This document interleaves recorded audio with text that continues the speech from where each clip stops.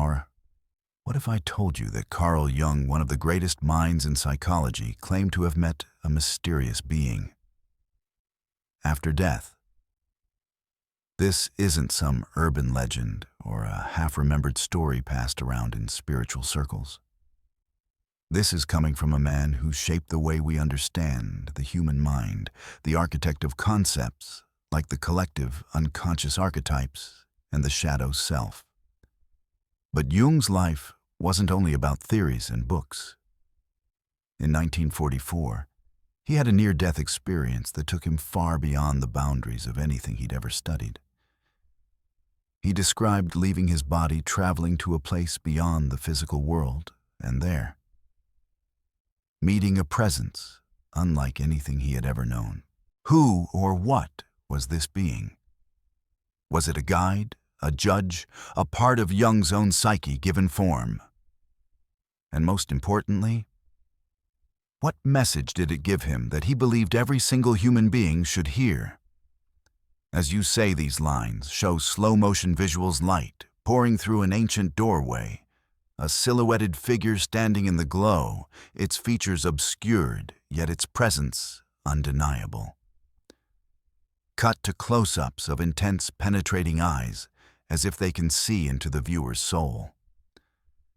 Add a subtle, low-frequency hum in the background to create a sense of both awe and unease.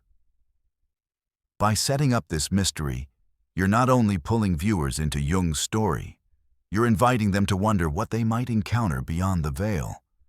That's what keeps them watching, the possibility that this isn't just Jung's journey. It could be theirs too. Promise the audience that in the next section, they'll discover exactly what Jung saw, what this being told him, and why it might completely change how they see both life and death. In 1944, Carl Jung was already a towering figure in psychology, the man who gave us concepts like the shadow archetypes and the collective unconscious. But at the age of 68, his life took an unexpected and life-threatening turn. That year, Jung suffered a massive heart attack. The medical technology of the time was primitive compared to today's standards. Survival was uncertain. Doctors fought to stabilize him, but Jung slipped into a deep coma. And that's where the boundary between life and death began to dissolve. Narrative angle. The audience should feel this isn't just another hospital story. It's the gateway to one of the most extraordinary experiences of the human soul. Jung later described feeling as if he had left his body entirely. No pain, no struggle, just a sudden shift, as if he had stepped out of a heavy suit he'd been wearing all his life. He found himself floating upward, rising effortlessly above his hospital bed, then beyond the walls of the building, and higher still until the earth itself came into view. Slow zoom out from a hospital bed to the curve of the earth from space. Soft ambient tones to convey both wonder and surreal calm. Narration in a slow, deliberate pace to let viewers feel the lightness and release he described. From this vantage point, the world looked small, delicate, and achingly beautiful. Every boundary, every division we fight over, countries, ideologies, possessions, melted away into a single living planet. Jung spoke of a feeling unlike anything he'd known in life, a profound peace. It wasn't the absence of thought, but the presence of something greater, a deep knowing that all of life was connected. Pause and ask the audience, if you could see the earth from that far away, what petty worries might suddenly feel meaningless to you? This plants the seed that Jung's vision holds lessons not just for death, but for living. As Jung floated in this vastness, something began to draw his attention. Far in the distance, there was a structure, but not like anything built by human hands. It shimmered, radiating light from within. Yet it wasn't blinding. Its form was both solid and fluid, shifting in a way that felt alive. Jung recognized it instantly, not from memory, but from somewhere deep within the psyche. For him, this was the archetype of the self, the ultimate integration of all parts of one's being. In Jungian psychology, the self represents wholeness, the union of conscious and unconscious, the truest version of who you are, beyond all masks. Golden white temple-like form suspended in the void, surrounded by a soft halo. Gentle resonant tones in the background to evoke reverence. As Jung drew closer to this temple of light, he realized he was not alone. Standing before the entrance was a being human in outline, but radiating an energy that went beyond anything earthly. Its presence was immense, not in size, but in depth. Jung felt as if this being could see through every layer of him, past every persona he'd ever worn, straight to the core of his soul. It didn't speak in words, at least not in the way we use language. The communication was direct thought to thought, essence to essence. Jung later struggled to describe it, saying the being was at once familiar and utterly beyond comprehension. From a Jungian perspective, this being could be interpreted as a manifestation of an archetype, perhaps the wise old man, the self, or a guide from the collective unconscious. But Jung didn't reduce it to theory. In that moment, it was simply real. This is key for the audience. Jung was a man of science and symbolism. Yet he treated this encounter as an authentic experience, not just a dream or hallucination. In describing this encounter, Jung's tone in later writings carried both awe and gravity. This wasn't a casual vision. It was a threshold moment, the kind where you sense you're about to cross into something final and irreversible. And this sets up the tension for the next section of the video. What happened next? What did the being do or say? And why was Jung sent back instead of passing through the Temple of Light engagement technique? End this section with a cliffhanger question to the audience. If you were standing before a being that could see the truth of your entire life in an instant, what do you think it would say to you? As Jung approached the radiant Temple of Light, he realized he was not alone. There, standing at the threshold, was a figure, but not a god in the way religion often portrays. This was not a bearded man on a throne, nor an angel with wings and a halo. It was something far more difficult to define. The being radiated an undeniable sense of presence. It wasn't about physical size or appearance. It was about gravity. Jung felt as though the space around this being bent toward it, as if truth itself was concentrated in that form. This being was not bound by the cultural images of divinity. Instead, it felt like an embodiment of absolute truth, the distilled essence of reality without distortion. When Jung later tried to describe it, words failed him. It wasn't just seeing the being, it was being seen by it. Use subtle lighting effects so the being's features remain partially obscured, yet the viewer feels its presence through the way the environment responds. Light shifting air, vibrating. The most unforgettable detail Jung described was the being's eyes. They pierced through every layer of who he thought he was, every role, every mask, every defense mechanism, straight to the core. In that gaze, there was no hiding, no spinning of the story, no best version of himself to present. It was total exposure, not in a shaming way, but in a way that made every hidden truth undeniable. Pose the question: if you stood before a presence that could see absolutely everything about you, your deepest fears, your most unspoken regrets, your proudest moments and your most shameful secrets, how would you feel? Here's the most fascinating part. Jung felt both completely welcomed and intensely challenged at the same time. On one hand, there was a warmth, an unshakable sense that he belonged there, that this being had no intention of harming him. On the other hand, there was a razor-sharp challenge in that presence. Are you ready? Are you whole enough to step further? This duality, comfort and confrontation, is central to Jung's vision. The being wasn't there to condemn him, but it also wasn't there to indulge him. It was there to measure his readiness. From a Jungian perspective, this being could be seen as the archetype of the self, of the totality of the psyche, uniting the conscious and unconscious. The self is not the ego's image of who you are, but who you actually are at the deepest level. Meeting the self is the culmination of a lifetime's inner work, what Jung called individuation. In this light, the being wasn't an external judge. It was a mirror of Jung's own soul standing before him in its purest form. However, Jung himself didn't flatten the experience into pure psychology. He acknowledged the possibility that this was more than a mental projection, that the being might be both an inner archetype and an objective spiritual reality. Standing before the temple of light, Jung understood that this was a threshold. Beyond it lay something final, perhaps the completion of his life's journey, and this being was the guardian of that crossing. No words were spoken in the way we understand speech. Instead, Jung experienced an unspoken transmission, a knowing that he was not yet ready to step through. There was more for him to do in the world of the living. This raises powerful questions for the audience.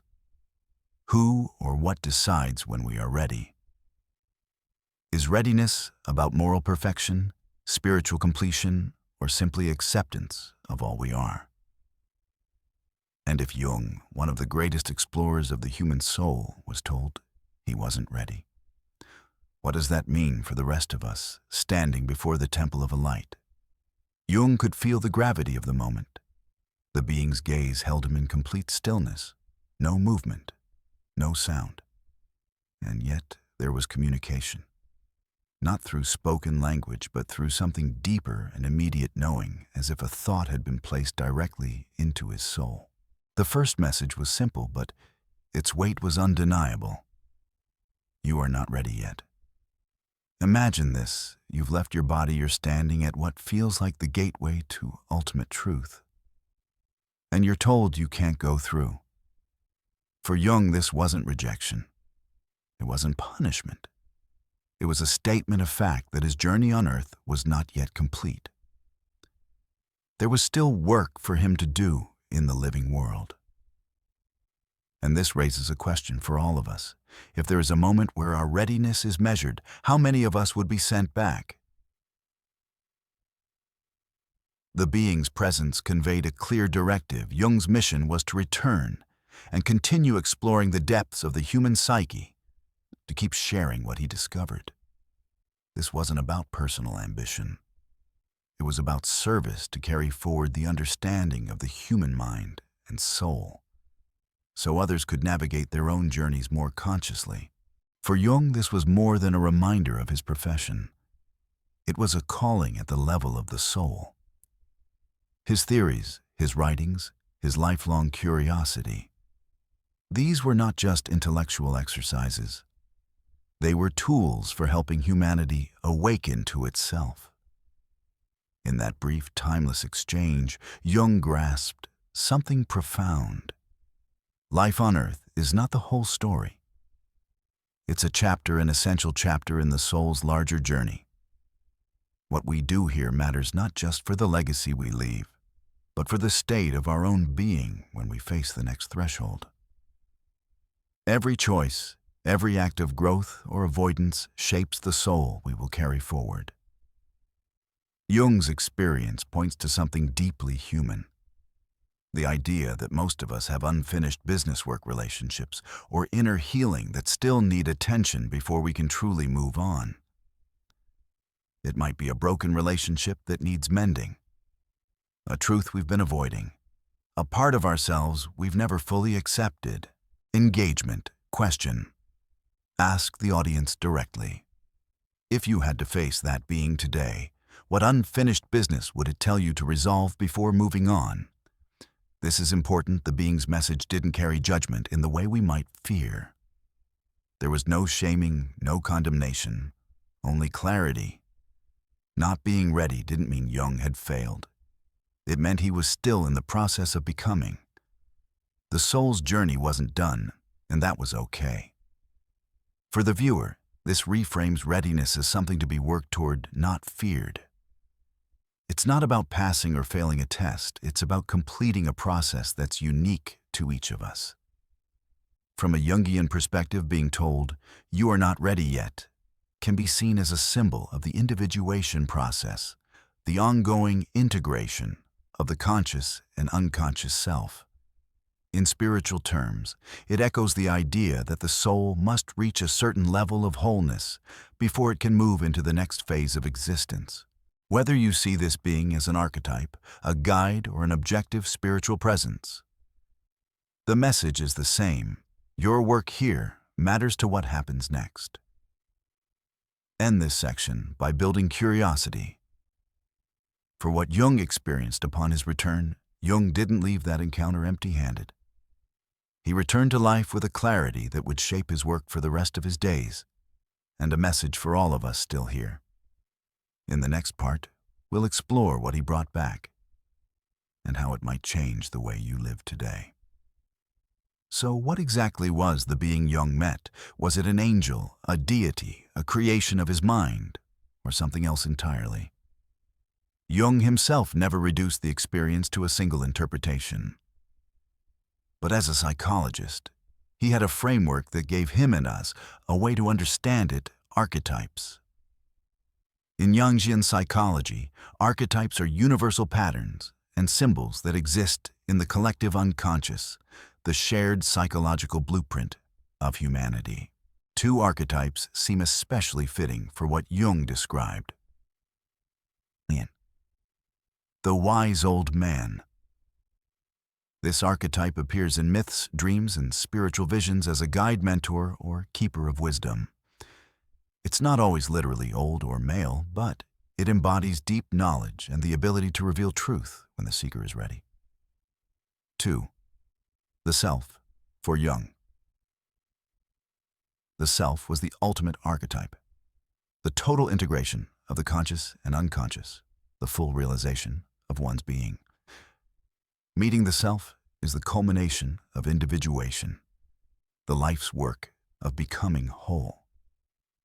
From this perspective, the being could have been Jung's encounter with his own fully integrated self, or with the archetype of the wise guide that exists within all of us. Seeing the being as an archetype doesn't make it less real. In fact, archetypes are often more real than the physical forms we see day to day, because they represent truths that transcend time and culture. Whether this being was an inner manifestation or an external spiritual entity, its impact on Jung was undeniable. It carried a truth that altered how he saw life, death, and his place in both. What makes Jung's vision even more fascinating is how it lines up with countless other near-death experiences reported across cultures and religions.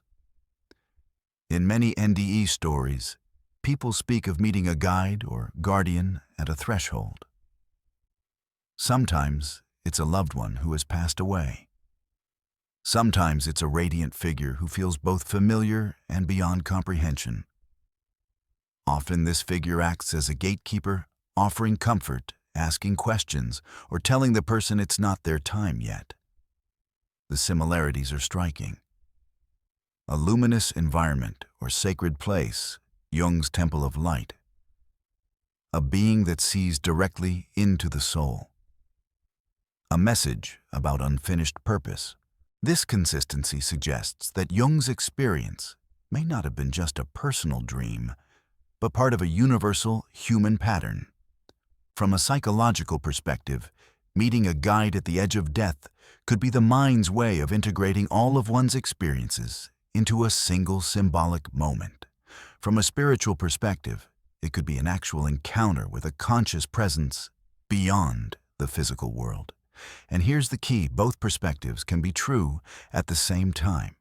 Jung himself believed that psychological truths and spiritual truths were not opposites. They were reflections of the same, deeper reality. This is where we turn the lens toward the audience. Ask them directly.